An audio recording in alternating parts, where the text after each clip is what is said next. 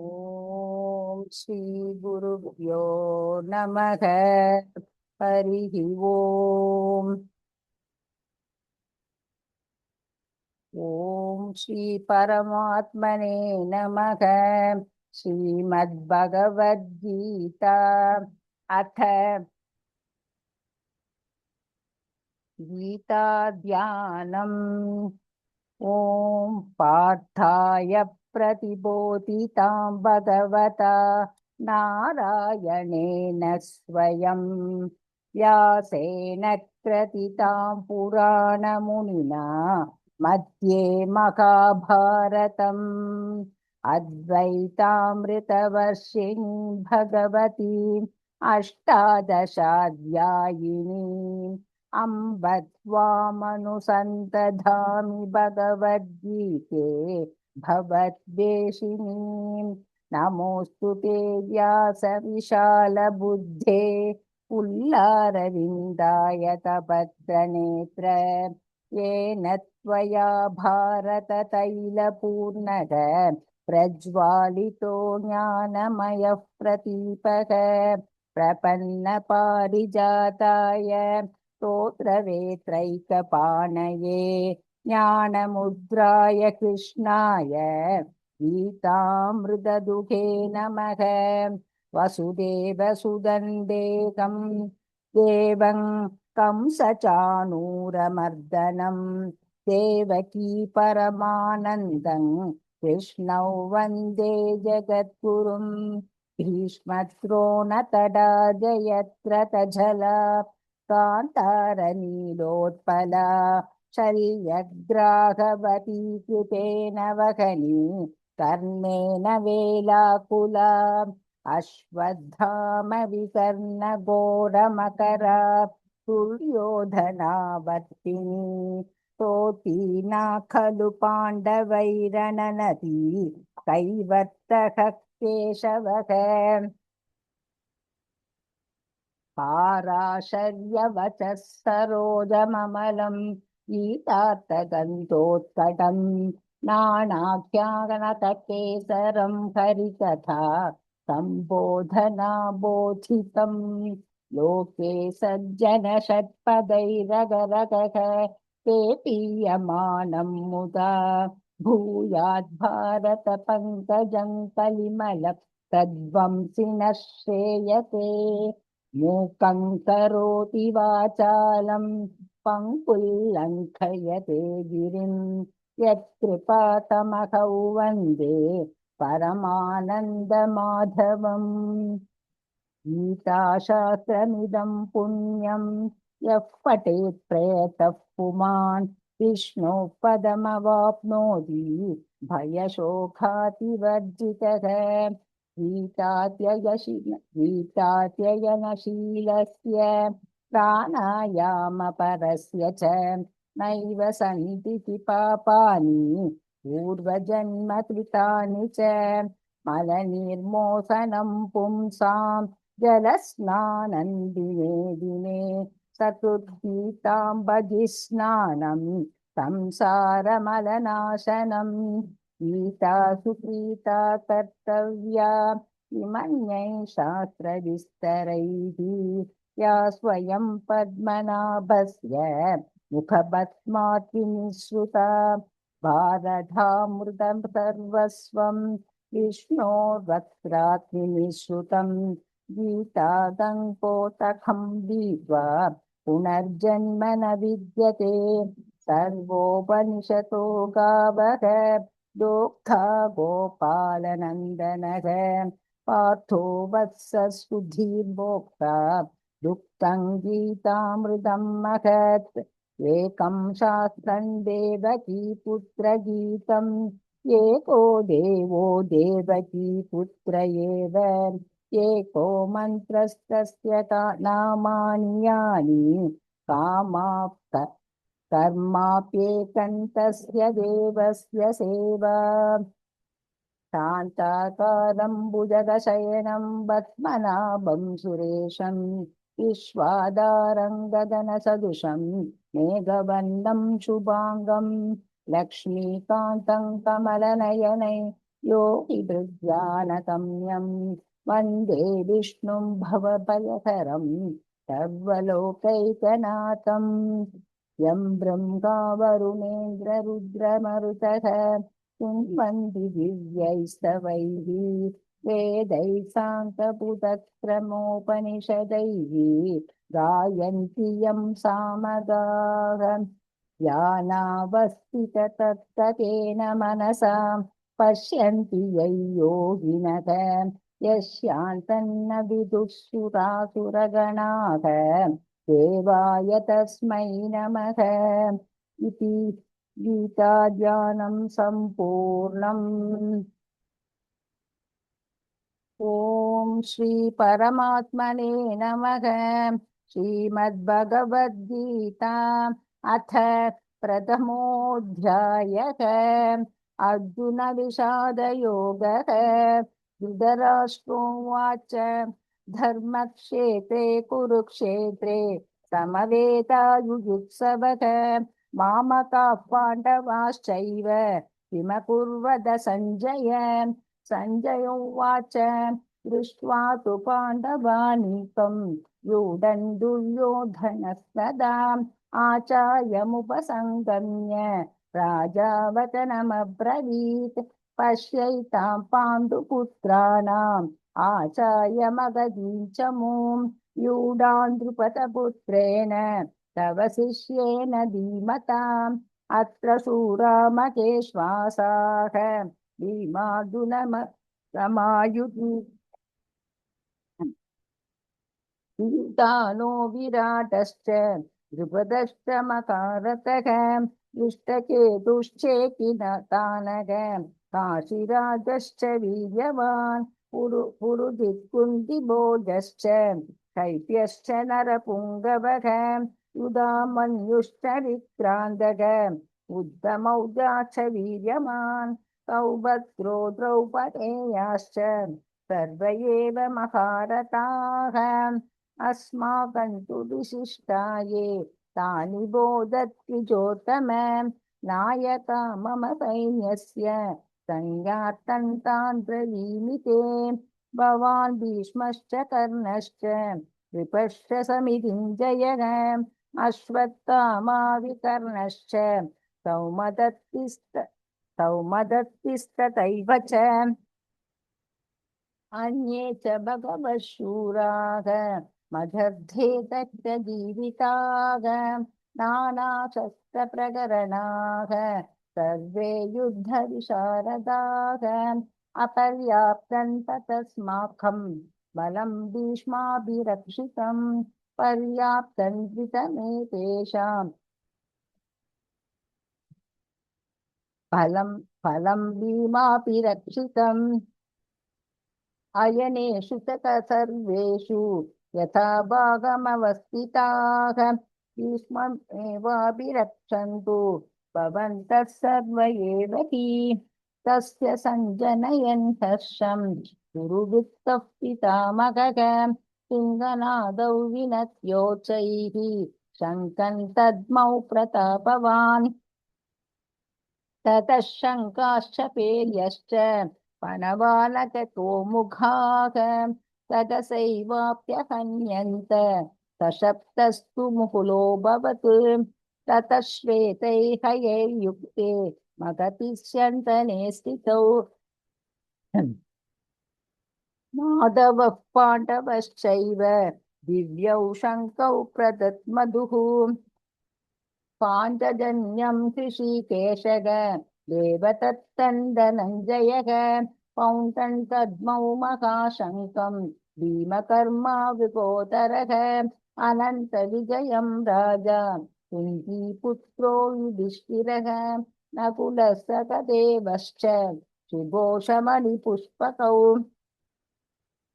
काश्यश्च परमेश्वासः शिखण्डी च महारथः दृष्टद्युम्नो विराटश्च सात्यकिश्चापराजितः द्रुपदो द्रौपदेयाश्च सर्वशः पृथिवीपते सौपत्रश्च महाबाहुः शङ्कान् तद्मुः पृथक् पृथक् सघोषोदात्तराष्ट्राणां हृदयानि व्यतारयते न पश्य पृथिवीं चैव तुमुलो व्यनुनादयन् अथ व्यवस्थितान् दृष्ट्वा धार्तराष्ट्रान् कविध्वजः प्रवृत्ते शस्त्रसम्पाते धनुरुद्यम्य पाण्डवः ऋषिकेशन् तदा वाक्यम् इदमागमहीपते अर्जुन उवाच सेनयोरुभयोर्मध्ये रथं स्थापयमेच्युत यावदेतान्निरीक्षेऽहं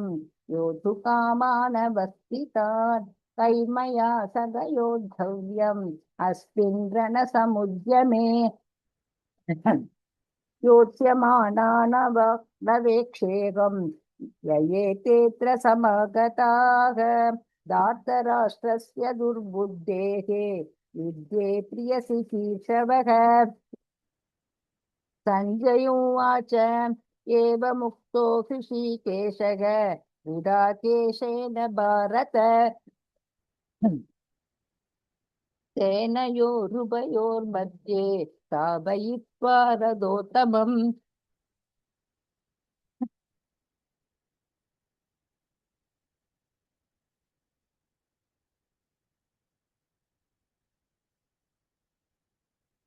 भीष्मद्रोणप्रमुखतः सर्वेषां च महीक्षिताम् उवाच पार्थ पश्यैतान् समवेतान् कुरूनिति तत्र पश्य स्थितान् पार्थः पितॄनथ पितामहान्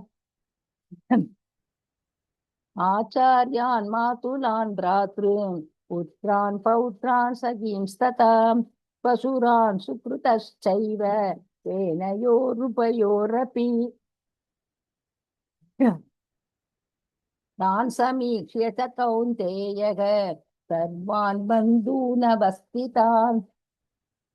कृपया परयाविष्टः विषीतन्निदमब्रवीत् अर्जुन उवाच दृष्ट्वेमं स्वजनं कृष्ण युयुत्सुं समुपस्थितम् क्रीतन्ति मम गात्राणि मुखं च परिशुष्यति वेपतुश्च शरीरे मे रोमहर्षश्च जायते गाण्डीवं संसदे हस्तात् त्वच्चैव परिदह्यते न स शक्नोम्यवस्थातुं प्रमदीव च मे मनः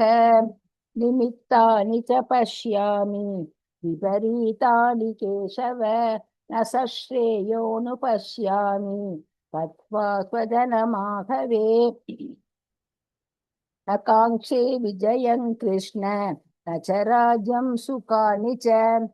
किन्नो राजेन गोविन्द किं भोगैर्जीवितेन वा येषामर्थे काङ्क्षितन्नः राज्यं भोगा सुखानि च तैमेव स्थिता युद्धे प्राणां त्यक्त्वा दनानि च आचर्याः पितरः पुत्राः तथैव च पितामहाः मातुलाः श्वशुराः पौत्राः शालाः सम्पन्तिनस्तथा एतान् हन्तुमिच्छामि गणतोऽपि मधुसूदन अभित्रैलोक्यराज्यस्य हेतोऽप्यनुमतीकृते निगत्य धार्तराष्ट्रानः का प्रीतिः स्यात् जनार्दन पापमेवाश्रये तस्मान् हत्वैतानादतायिनः तस्मान्नार्हा वयं हन्तुं धार्तराष्ट्रान् स्वबान्धवान् स्वजनं हि कथं हत्वा सुखिनः स्याम माधव यद्यप्येतेन पश्यन्ति लोभोपहतचेतसः कुलक्षय कृतं दोषं मित्रद्रोहे च पातकं कदन्न ज्ञेयमस्माभिः पापात् तस्मान् निवर्तितुं उलक्षय कृतं दोषं प्रपश्यद्भिर्जनार्दन कुलक्षये प्रणश्यन्ति कुलधर्मा सनातनाः धर्मे नष्टे कुलं कृष्णम् अधर्मोऽभिभवत्युत अधर्माभिभवात् कृष्ण प्रतिष्यन्ति कुलस्त्रियः स्त्रीषु तुष्टासु वार्ष्णेय जायते वर्णसङ्करः सङ्करो नरकायैव कुलज्ञानां कुलस्य च पतन्ति पितरो येषां वृत्तपिण्डोदकक्रियाः दोषैरेदैः कुलज्ञानां वर्णसङ्करकारकैः उत्साह्यन्ते जातिधर्माः कुलधर्माश्च शाश्वताः उत्सन्नकुलधर्माणां मनुष्याणां जनार्दन नरके नियतौ वासः भवतीत्यनुशुश्रुम अहो पदमहत्पापं कर्तुव्यवसिता वयम् यत्र जसुकलोभेन कन्तुं स्वजनमुद्यताः यदि मामप्रतीकारम्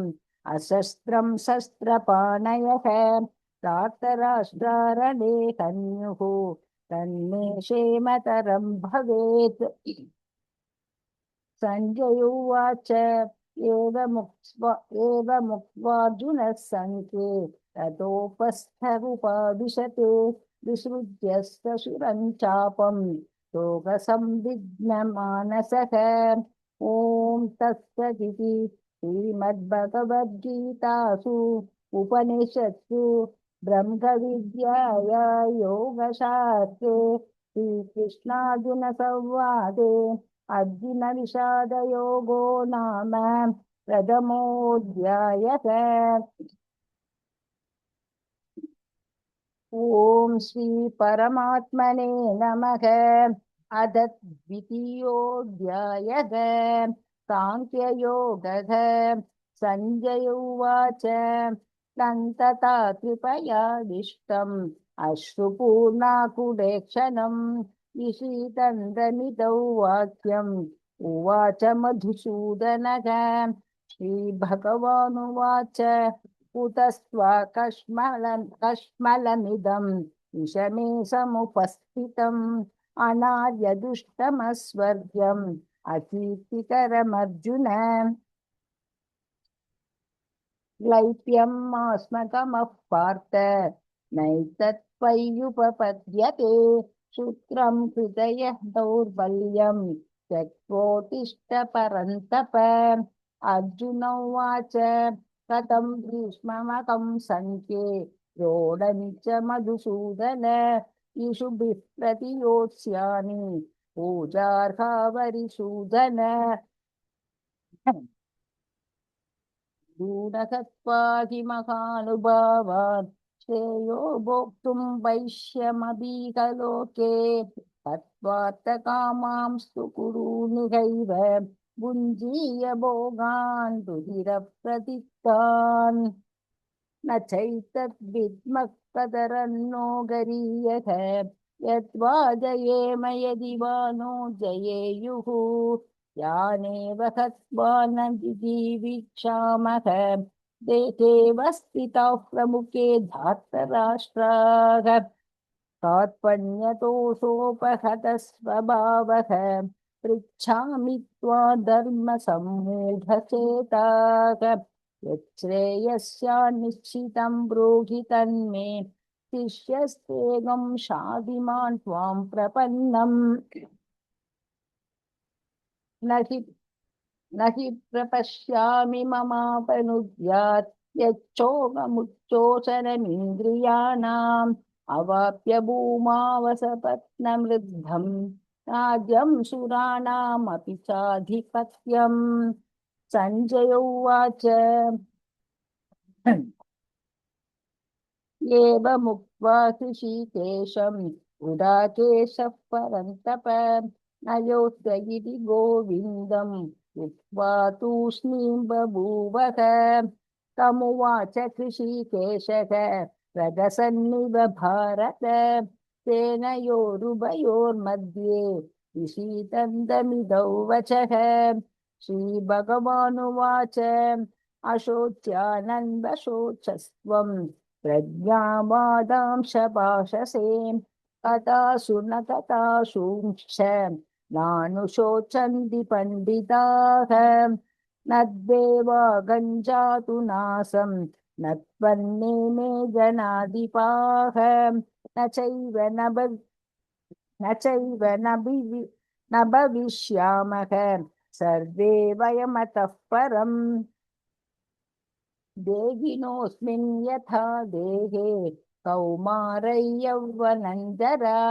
तथा देहान्तरप्राप्तिः धीरस्तत्र न मुह्यति मात्रा स्पर्शास्तु कौन्तेय शीतोष्णसुखदुःखताः आगमापायिनो नित्याः तां स्थितिच्छस्व भारत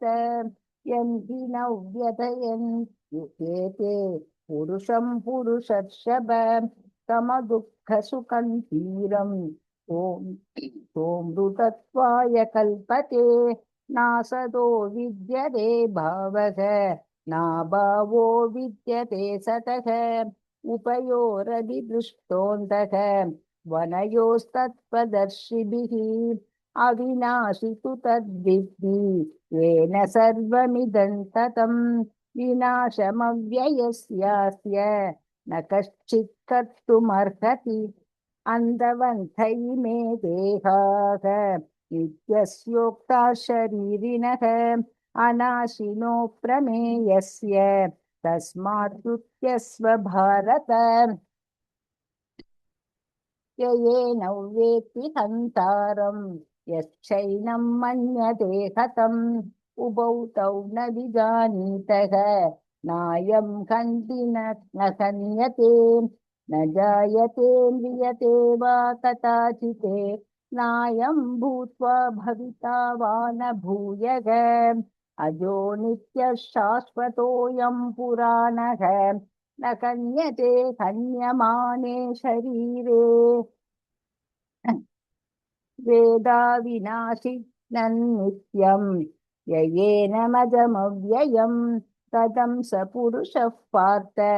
सङ्घातयदि हन्तिकम् वासांसि जीर्णानि यथा विहाय नवानि गृह्णादि नरोपराणि तथा शरीराणि विहाय जीर्णान्यन्यानि शय्यादि नवानि देहि नैनं चित्तन्ति शस्त्राणि नैनं दगति भावः न चैनं क्लेदयन्त्यापः न शोषयति मारुतः अच्छेत्योऽयमदाख्योऽयम्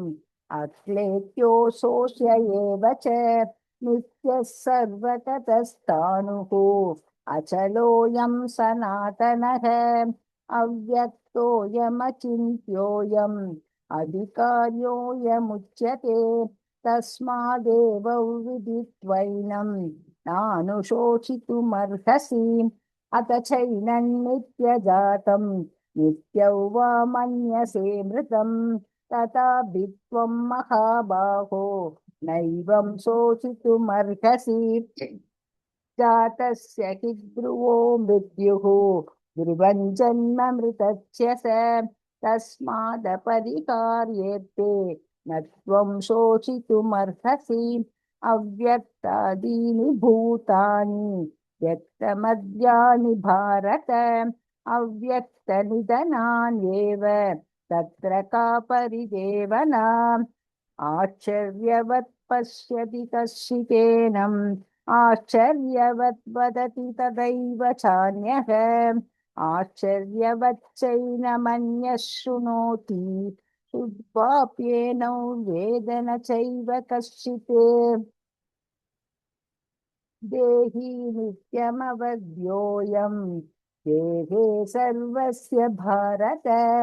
तस्मात् सर्वाणि भूतानि न त्वं शोषितुमर्हसि स्वधर्ममपि सावेक्ष्य न विकम्पितुमर्हसि धर्म्यातियुक्तात् श्रेयोऽन्यत् क्षत्रियस्य न विद्यते यदृच्छया चोपपन्नं स्वर्गद्वारमपावृतं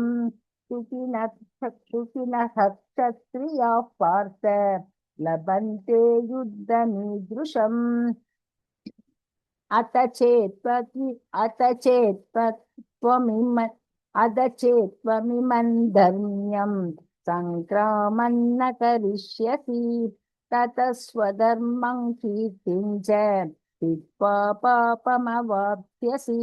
अकीर्तिं चापि भूतानि कथयिष्यन्ति देव्ययाम्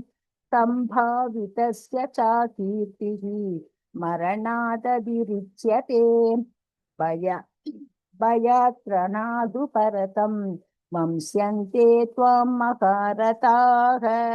येषां च त्वं बहुमतः भूत्वा यास्यसि लाघवम् अवाच्यवादांशबहुं वदिष्यन्ति तवाहिताः निन्दन्तस्तव सामर्थ्यं ततो दुःखतरन्नु किम् ततो वा प्राप्स्यसि स्वर्गं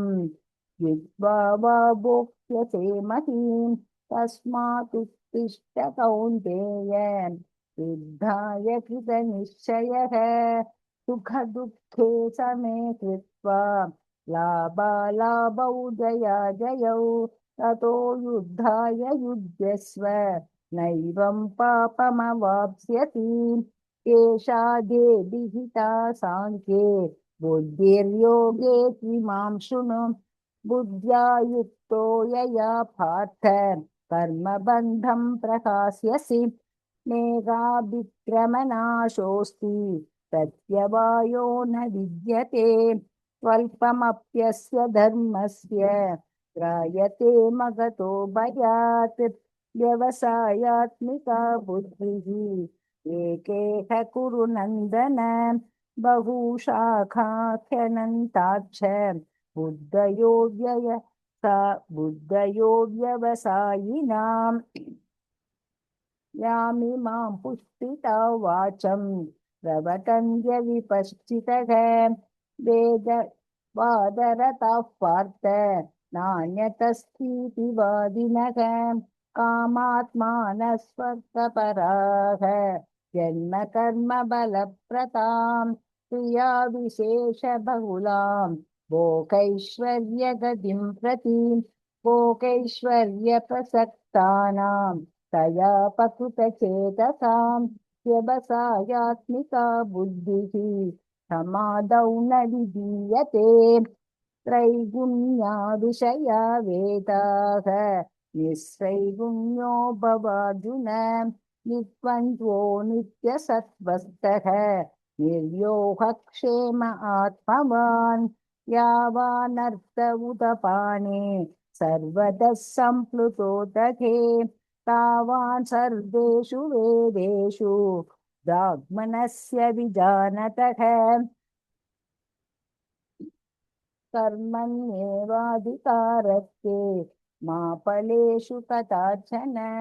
मा कर्मफलके दुर्भूः ते सङ्कोस्त्वकर्मणि योगस्तः कुरु कर्माणि सङ्गं त्यक्त्वा धनञ्जय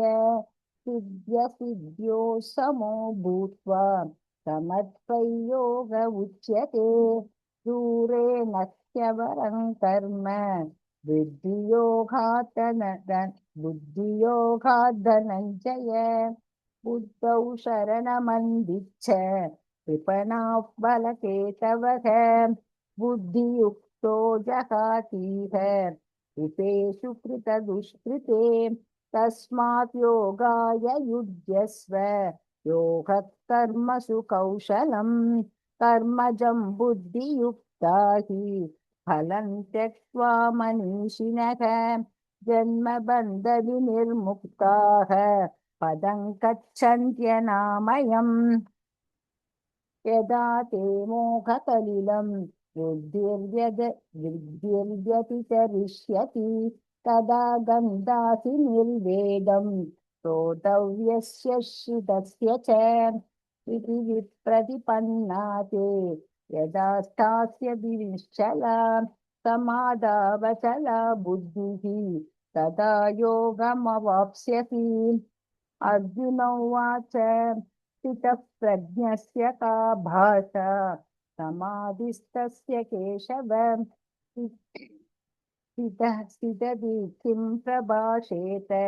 किमासीतौ व्रजेत किम्। श्रीभगवानुवाच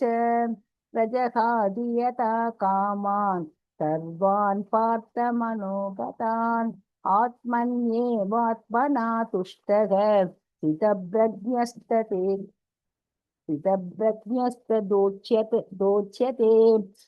दुःखेष्वनुद्विग्नमनाः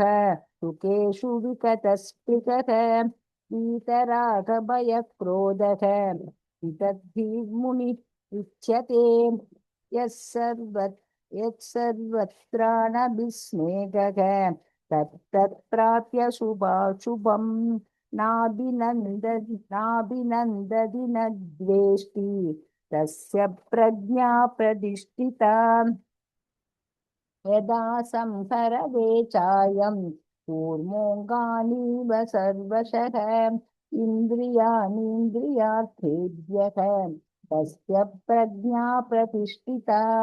विषया विनिवर्तन्ते निराकारस्य देहिनः रसवर्जं रसोऽप्यस्य परं दृष्ट्वा निवर्तते यततो ह्यपि कौन्तेय पुरुषस्य विपश्चितः इन्द्रियाणि प्रमादीनि हरन्ति प्रसभं मनः तानि सर्वाणि संयम्य युक्त आसीत मत्परः वशे हि यस्येन्द्रियाणि तस्य प्रज्ञा प्रतिष्ठिता। ध्यायतो विषयान् पुंसः सङ्गस्तेषु बचायते सङ्गात् सञ्जायते कामः कामात् क्रोधोऽभिजायते क्रोधात् भवति सम्मोहः सम्मोहात् स्मृतिविभ्रमः स्मृतिभ्रंशात् बुद्धिनाशः बुद्धिनाशात् प्रणश्यति रागद्वेष रागद्वेषवियुक्तैस्तु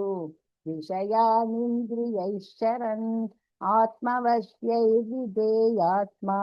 प्रसादमधिगच्छति प्रसादे सर्वदुःखानां हानिरस्योपजायते प्रसन्नते तशोऽस्याशु बुद्धिः पर्यवतिष्ठते नास्ति बुद्धिरयुक्तस्य न चायुक्तस्य भावना न चाभावयतः शान्तिः शान्तस्य कुतः सुखम्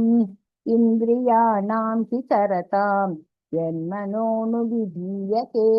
ततस्य हरति प्रज्ञां वायुर्नावमिवाम्भसि तस्मात् यस्य महाबाहो निगृहीतानि सर्वशः इन्द्रियाणीन्द्रियार्थेभ्यः तस्य प्रज्ञा प्रतिष्ठिता। या निशा सर्वभूतानां तस्यां जागर्ति संयमी यस्यां जाग्रति भूतानि सा निशा पश्यतो मुनेः अपूर्यमाणमसलप्रदिष्टं समुद्रमापः प्रविशन्ति यद्वत् तद्वत्कामायं प्रविशन्ति सर्वे स शान्तिमाप्नोति न कामकामी विगाय कामान् यः सर्वान् पुमां शरदि निःस्पृहः निर्ममो निरहङ्कारः स शान्तिमधिगच्छति। एषा ब्राह्मी स्थितिः पार्थ नैनां प्राप्य विमुह्यति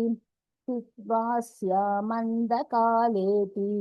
ब्रह्मनिर्वाणमृच्छति ॐ तत्सदिति श्रीमद्भगवद्गीतासु उपनिषत्सु ब्रह्मविद्याया योगशास्त्रे श्रीकृष्णार्जुनसंवादे साङ्ख्ययोगो नाम द्वितीयोऽध्यायः।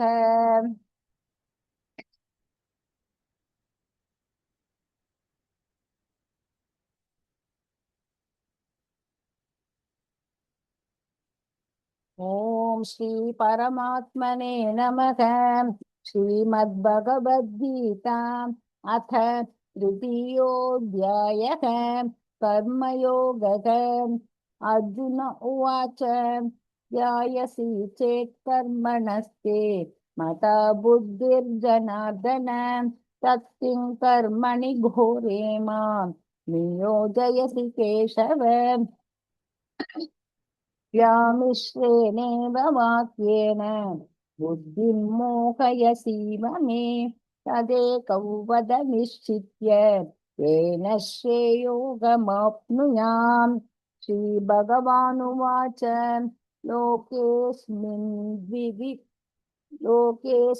द्विविधा निष्ठा पुरा प्रोक्ता मया नघ ज्ञानयोगेन साङ्ख्यानां कर्मयोगेन योगिनाम्।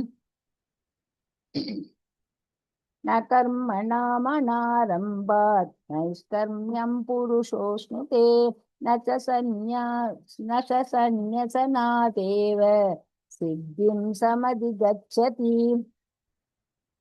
न हि कश्चित् क्षणमपि चाधुतिष्ठत्य कर्मकृत् कार्यते ह्यवशः कर्म सर्वः प्रकृतिजैर्गुणैः। कर्मेन्द्रियाणि संयम्य यास्ते मनसा स्मरन् इन्द्रियार्थान् विमूढात्मा मिथ्याचारः स उच्यते। यस्त्विन्द्रियाणि मनसा नियम्यारपतेऽर्जुन कर्मेन्द्रियैः कर्मयोगम् असक्तः स विशिष्यते। नियतं कुरु कर्म त्वं कर्म ज्ञायो ह्यकर्मणः शरीरयात्राभिचते न प्रसिद्ध्येत कर्मणः। यज्ञार्थात् कर्मणोऽन्यत्र लोकोऽयं कर्म बन्धनः। तदर्थं कर्म कौन्तेय मुक्तसङ्गः समाचर। सकयज्ञाः प्रजा सृष्ट्वा पुरोवाच प्रजापतिः अनेन प्रसविष्यत्वं देशवोत्स्लिष्टकामधुक्। देवान् भावयतानेन ते देवा भावयन्तु वः परस्परं भावयन्तः श्रेयः परमवाप्स्यत। इष्टान् भोगान् हि वो देवाः दास्यन्ते यज्ञभाविताः तैर्दत्ता न प्रदायैभ्यः यो भुङ्क्तेस्तेन एव चः। यज्ञचिष्टाशिनश्चन्दः मुच्यन्ते सर्वकिल्बिषैः भुञ्जते ते त्वकं पापाः ये पचन्त्यात्मकारणात्। अन्नाद्भवन्ति भूतानि पर्जन्यादन्न सम्भवः यज्ञाद्भवति पर्जन्यः यज्ञः कर्म समुद्भवः। कर्म ब्रह्मोद्भवौ विद्धि ब्रह्माक्षरसमुद्भवम् तस्मात् सर्वतदं ब्रह्म नित्यैर्यज्ञे प्रतिष्ठितम्। एवं प्रवृत्तितं चक्रम् नानुवर्तयति हयः अगायुरिन्द्रिया रामः मोघं पार्थ स जीवति। यस्त्वात्मरतिरेव स्यात्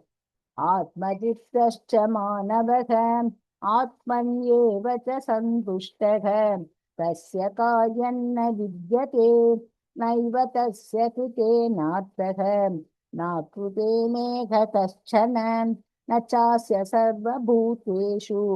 कच्चिदर्थव्यपाश्रयः तस्मादसक्तः सततं कार्यं कर्म समाचर असक्तो असक्तो ह्याचरन् कर्म परमाप्नोति पूरुषः कर्मणैव हि संसिद्धिम् आस्थिता जनकादयः लोकसङ्ग्रहमेवापि तं पश्यन् कर्तुमर्हसि यद्यदाचरति श्रेष्ठः तत्तदेवेतरो जनः स यत्प्रमाणं कुरुते लोकस्तदनुवर्तते न मे पार्थास्ति कर्तव्यं त्रिषु लोकेषु किञ्चन नानवाप्तमवाप्तव्यं वर्त एव च कर्मणि यदित्यथन् न वर्तेयं जातु कर्मण्यतन्द्रितः मम वर्त्मानुवर्तन्ते मनुष्याः पार्थ सर्वशः उत्सीदेयुरिमे लोकाः न कुर्यां कर्म चेतहं शङ्करस्य च कर्ता स्याम् उपहन्यामि मा प्रजाः सक्ता कर्मण्य विद्वांसः यथा कुर्वन्ति भारत कुर्याद्विद्वांस्तथा सक्तः चिकीर्षुर्लोकसङ्ग्रहं न बुद्धिभेदं जनयेत् अज्ञानं कर्म संगिनां जोषयेत् सर्वकर्माणि विद्वान् युक्तः समाचरन् प्रकृते क्रियमाणानि गुणैः कर्माणि सर्वशः अहङ्कारविमूढात्मा कर्ताहमिति मन्यते तत्त्ववित्तु महाबाहो गुणकर्मा विभागयोः गुणागुणेषु वर्तन्ते इति मत्वा न सज्जते प्रकृते गुणसम्मूढाः सज्जन्ते गुणकर्मसु नानकृष्णवितो मन्दान् कृष्णभिन्न विचालयेत् मयि सर्वाणि कर्माणि सन्न्यस्यात्मचेतसा निराशीर्निर्ममो भूत्वा युध्यस्व विगतश्वरः ये मे मदमिदं नित्यम् अनुतिष्ठन्ति मानवाः श्रद्धावन्तो न शूयन्तः मुच्यन्ते तेऽपि कर्मभिः ये त्वेददभ्यसूयन्तः नानुतिष्ठन्ति मे मतम् सर्वज्ञानविमूढांस्तान् विद्धि नष्टान् चेतसः सदृशं चेष्टते स्वस्याः प्रकृतेर्ज्ञानवानपि प्रकृतिं यान्ति भूतानि निग्रहः किं करिष्यति इन्द्रियस्येन्द्रियस्यार्थे रागद्वेषौ व्यवस्थितौ तयोर्न वशमाः कच्छेत् तौ कस्य परिपन्थिनौ श्रेयान् स्वधर्मो विगुणः परधर्मात् स्वनुष्ठितात् स्वधर्मे निधनं श्रेयः परधर्मो भयावहः अर्जुन उवाच अथ केन प्रयुक्तोऽयं पापञ्चरति पूरुषः अनिच्छन्नपि वार्ष्णेय फलादिव नियोजितः श्रीभगवानुवाच काम एष क्रोध एषः रजो गुणसमुद्भवः महाशनो महापाप्मा विद्येनमिह वैरिणम् धूमेनाव्रियते वह्निः धूमेनाव्रियते वह्निः यथादर्शो मलेन च यतोल्बेनावृतो गर्भः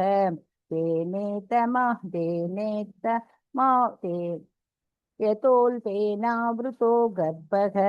तथा तेनेतमावृतम् आवृतं ज्ञानमेतेन ज्ञानिनो नित्यवैरिणा कामरूपेण कौन्तेय दुष्पूरेणानलेन च इन्द्रियाणि मनो बुद्धिः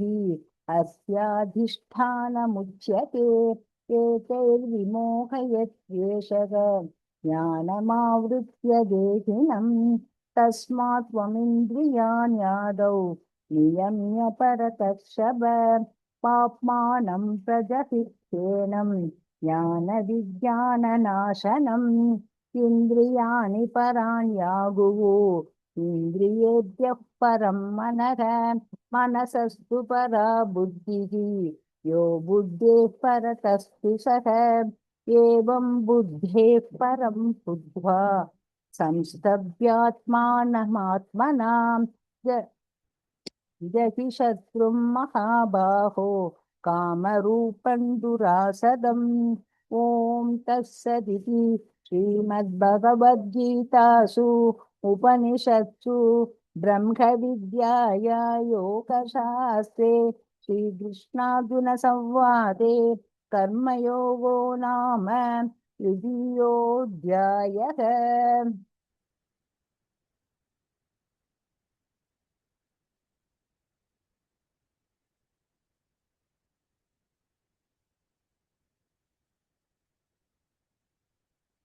ॐ श्री परमात्मने नमः।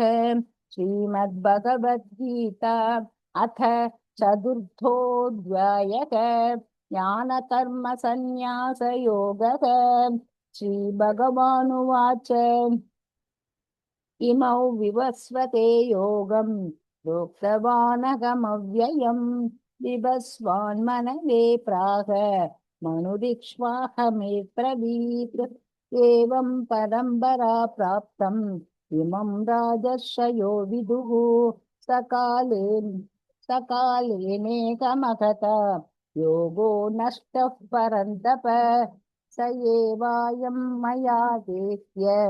योगः प्रोक्तः पुरातनः भक्तोऽसि मे सखा चेति तदस्यं चेदुत्तमम्। अर्जुन उवाच अपरं भवतो जन्म परं जन्म विवस्वतः कथमेतद्विजानीयाम् त्वमादौ प्रोक्तवानिति। श्रीभगवानुवाच बहूनि मे व्यतीतानि जन्मानि तव चार्जुन तान्यकौ वेद सर्वाणि न त्वौ वेत्त परन्तप अजोऽपि सन्नव्ययात्मा भूतानामीश्वरोऽपि सन् प्रकृतिं स्वामधिष्ठाय सम्भवाम्यात्ममायया यदा यदा हि धर्मस्य ग्लानिर्भवति भारत अभ्युत्थानमधर्मस्य तदात्मानं सृजाम्यहम् परित्राणाय साधूनां विनाशाय च दुष्कृतां धर्म संस्थापनार्थाय सम्भवामि युगे युगे जन्म कर्म च मे दिव्यम् एवैयो वेति तत्त्वतः त्यक्त्वा देहं पुनर्जन्म नैति मामेति सोऽर्जुन वीतरागभयक्रोधाः मन्मया मामुपाश्रिताः भगवो ज्ञानतपसा भूता मद्भावमागताः ये यथा मां प्रपद्यन्ते तांस्तथैव भजाम्यहम् मम वर्त्मानुवर्तन्ते मनुष्याः पार्थ सर्वशः काङ्क्षन्तः कर्मणां सिद्धिं यजन्त इह देवताः क्षिप्रं हि मानुषे लोके सिद्धिर्भवति कर्मजा चातुर्वर्ण्यं मया सृष्टं गुणकर्म विपाकशः तस्य कर्तारमपि मां विद्यकर्तारमव्ययम् न मां कर्माणि लिम्पन्ति न मे कर्मफले स्पृहाम् इति मायोऽपि जानाति कर्मभिर्न स पद्यते एवं ज्ञात्वा कृतं कर्म पूर्वैरपि मुमुक्षुभिः कुरु कर्मैव तस्मात् त्वं पूर्वैः पूर्वतरं कृतं किं कर्म किमकर्मेति कवयोऽप्यत्र मोहिताः। तत्ते कर्म प्रवक्ष्यामि यज्ञात्वा मोक्ष्यसे शुभात् कर्मणोऽपि बोद्धव्यं च विकर्मणः अकर्मणश्च बोद्धव्यं तदनाकर्मणो गतिः कर्मण्यकर्म यः पश्येत् अकर्मणि च कर्म यः स बुद्धिमान् मनुष्येषु स युक्तः कृष्णकर्मकृत् यस्य सर्वे समारम्भाः कामसङ्कल्पवर्जिताः ज्ञानाग्निसक्तकर्माणं तमाहु पण्डितं बुधाः त्यक्त्वा कर्मफलासङ्गं नित्यदृप्तो निराश्रयः कर्मण्यभिप्रवृत्तोऽपि नैव किञ्चित् करोति सः निराशीर्यदचित्तात्मा त्यक्त सर्वपरिग्रहः शारीरं केवलं कर्म कुर्वन्नाप्नोति किल्बिषम् यतृच्छालाभसन्तुष्टः द्वन्द्वतीतोऽथ विमत्सरः तमः सिद्धावसिद्धौ च स्थित्वापि न निबध्यते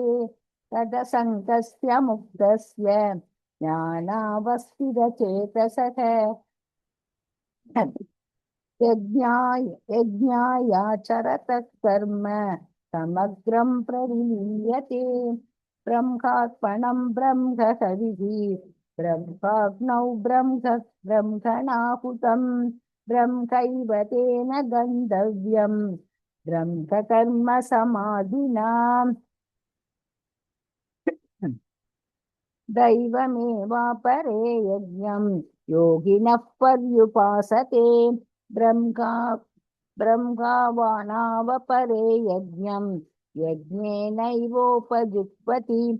श्रोत्रादीनीन्द्रियाण्यन्ये संयमाग्निषु जुह्वति सप्तदादीन् विषयान्नन्ये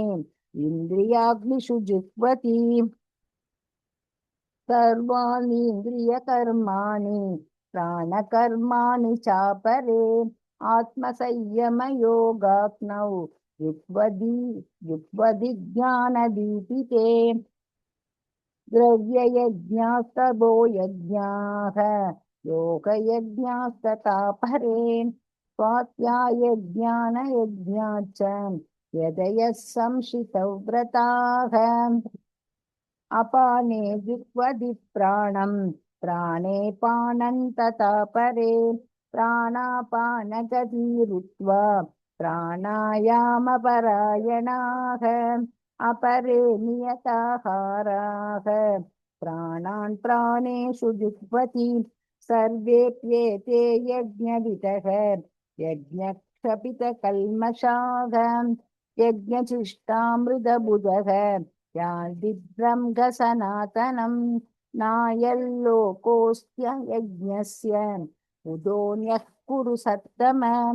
एवं बहुविधा यज्ञाः विदधा ब्रह्मणो मुखे कर्मजान् विद्धितान् सर्वान् एवं ज्ञात्वा विमोक्ष्यसे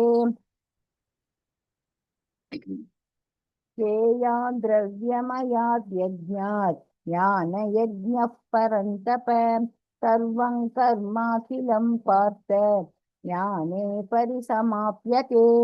तद्विद्धि प्रणिपातेन परिप्रश्नेन सेवया उपदेक्ष्यन्ति ते ज्ञानं ज्ञानिनस्तत्त्वदर्शिनः यज्ञात्वा न पुनर्मोहम् एवैयास्यसि पाण्डव येन भूतान्यशेषेण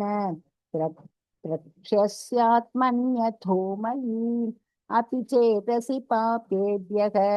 सर्वेभ्यः पापकृत्तमः सर्वज्ञानप्लवेनैव वृजिनं सन्दरिष्यसि यथैतांसि समिद्धोऽग्निः भस्मसात् कुरुतेऽर्जुन ज्ञानाग्निः सर्वकर्माणि भस्मसात् कुरुते तथा न तु ज्ञानेन सदृशं पवित्रमित विद्यते तत्स्वयं योगसंसिद्धः कालेनात्मनि विन्दति श्रद्धावान् श्रद्धावान् ज्ञानं तत्परः संयतेन्द्रियः ज्ञानं लब्ध्वा परां शान्तिम् अचिरेणाधिगच्छति अज्ञश्च अज्ञश्च श्रद्दधानश्च संशयात्मा विनश्यति नायल्लोकोऽस्ति न परः न सुखं संशयात्मनः योगसन्न्यस्तकर्माणं ज्ञानसञ्छिन्न संशयम् आत्मबन्धवन्न कर्माणि निबध्नन्ति धनञ्जय तस्मादज्ञानसम्भूतं कृत्स्नज्ञानसिनात्मनः सिद्वैनं संशययोगम् आदिष्टोऽधिष्ठ भारत ॐ तत्सदिति श्रीमद्भगवद्गीतासु उपनिषत्सु ब्रह्मविद्याया योगशास्त्रे श्रीकृष्णार्जुनसंवादे ज्ञानकर्मसन्न्यासयोगो नाम चतुर्थोऽध्यायः।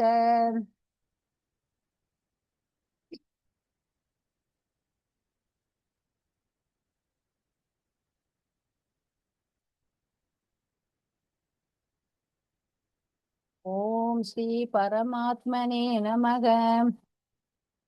श्रीमद्भगवद्गीता अथ पञ्चमोऽध्यायः कर्मसन्न्यासयोगः। अर्जुन उवाच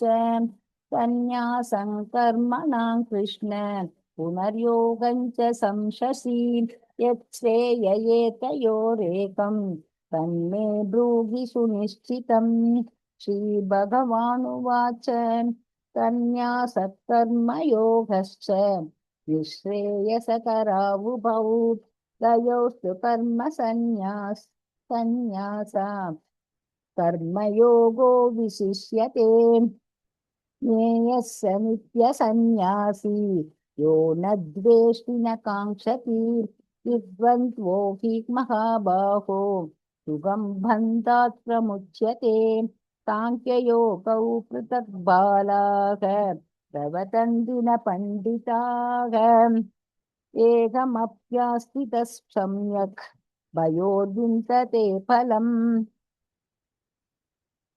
यत्साङ्ख्यैः प्राप्यते स्थानं तद्योगैरधिगम्यते।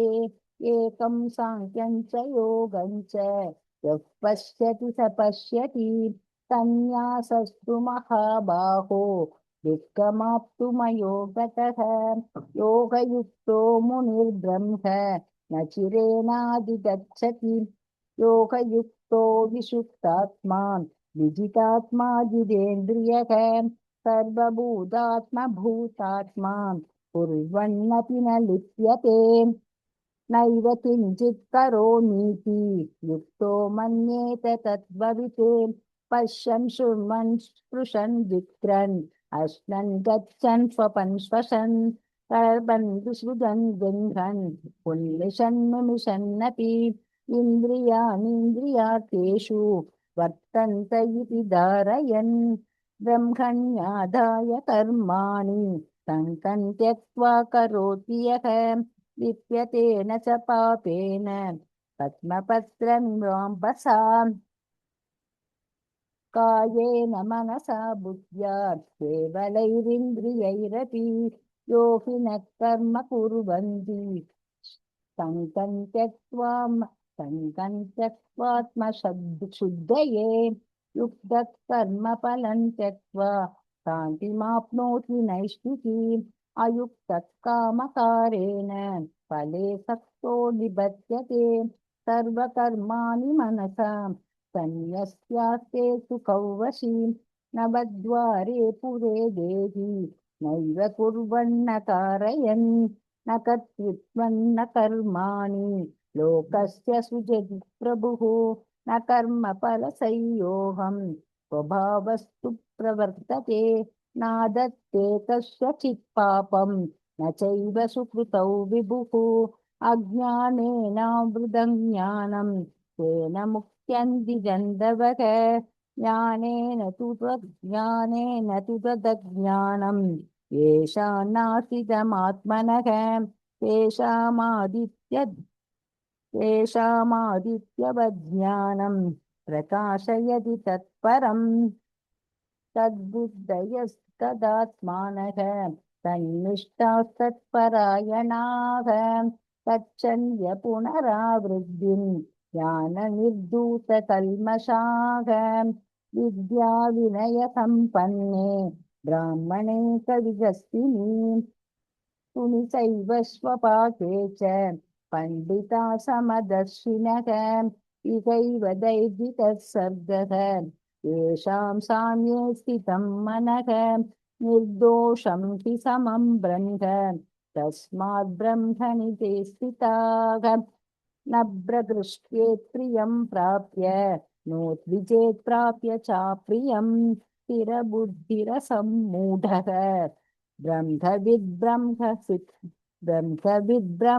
ब्रह्मनिस्थितः भाग्यस्पर्शेष्वसक्तात्मा विन्दत्यात्मनि यत्सुखं स ब्रह्मयोगयुक्तात्मा सुखमक्षयमश्नुते ये हि संस्पर्शजा भोगाः दुःखयोनय एव ते आत्यन्तवन्तः कौन्तेय न तेषु रमते बुधः शक्नोति हैव यः सोढुं प्राक्शरीरविमोक्षणात् कामक्रोधोद्भवौ वेगं स युक्तः स सुखी नरः योऽन्धः सुकोऽन्धरारामः तदान्तर्ज्योतिरेव यः तयो हि ब्रह्मनिर्वाणं ब्रह्मभूतोऽधिगच्छति लभन्ते ब्रह्मनिर्वाणं पुरुषै लभन्ते ब्रह्मनिर्वाणं ऋषयः क्षीणकल्मषाः छिन्नद्वैता यदात्मानः सर्वभूतहिते रताः कामक्रोधवियुक्तानां यदिनायतचेतसाम् अभितो ब्रह्मनिर्वाणं वर्तते विदितात्मनाम् स्पर्शान् कृत्वा बहिर्बाह्यान् चक्षुश्चैवान्तरे भ्रुवोः प्राणापानौ समौ कृत्वा नासाभ्यन्तरचारिणौ यदेन्द्रियमनो बुद्धिः मुनिर्मोक्षपरायणः विगतेच्छाभयक्रोधः यः सदा मुक्त एव सः भोक्तारयज्ञतपसाम् सर्वलोकमहेश्वरं सुकृतं सर्वभूतानां ज्ञात्वा मां शान्तिमृच्छति ॐ तत्सदिति श्रीमद्भगवद्गीतासु उपनिषत्सु ब्रह्मविद्याया योगशास्त्रे श्रीकृष्णार्जुनसंवादे कर्मसन्न्यासयोगो नाम पञ्चमोऽध्यायः। ॐ श्री परमात्मने नमः। श्रीमद्भगवद्गीता अथ षष्ठोऽध्यायः आत्मसंयमयोगः। श्रीभगवानुवाच अनाश्रितकर्मफलं कार्यं कर्म करोति यः स सन्न्यासी च योगी च न निर्न चाक्रियः यं सन्न्यासनिधि प्रागुः योगन्तौ विद्धि पाण्डव न ह्यसन्न्यस्तसङ्कल्पः योगी भवति कश्चन आरुरुक्षोर्मुनेर्योगं कर्म कारणमुच्यते योगारूढस्य तस्यैव शमः कारणमुच्यते यदा हिनेन्द्रियार्थेषु न कर्मस्वनुषज्यते सर्वसङ्कल्पसन्न्यासी योगारूढस्ततोच्यते उद्धरेतात्मनात्मानं नात्मा नात्मानमवसादयेत् आत्मैव ह्यात्मनो बन्धुः आत्मैव रिपुरात्मनः बन्धुरात्मात्मनस्तस्य येनात्मैवात्मना जितः अनात्मनस्तु शत्रुत्वे वर्तेतात्मैव शत्रुवते जिदात्मनः प्रशान्तस्य परमात्मा समाहितः शीतोष्णसुखदुःखेषु तथा मानापमानयोः ज्ञानविज्ञानदृक्तात्मा गूढस्थो विजितेन्द्रियः युक्त इत्युच्यते योगी समलोष्टात्मकाञ्चनः सुगृन्मित्रायुदासीनमध्यस्तद्वेषबन्धुषु तातुष्वपि च पापेषु समबुद्धिर्विशिष्यते योगी युञ्जीत सततम् आत्मानं रगसि स्थितः एकाकी यदचित्तात्मा निराशीरपरिग्रहः शुचौ देशे प्रतिष्ठाप्य स्थिरमासनमात्मनः नात्युच्छ्रितन्नातिनीचं शैलाजिनकुशोद्धरम्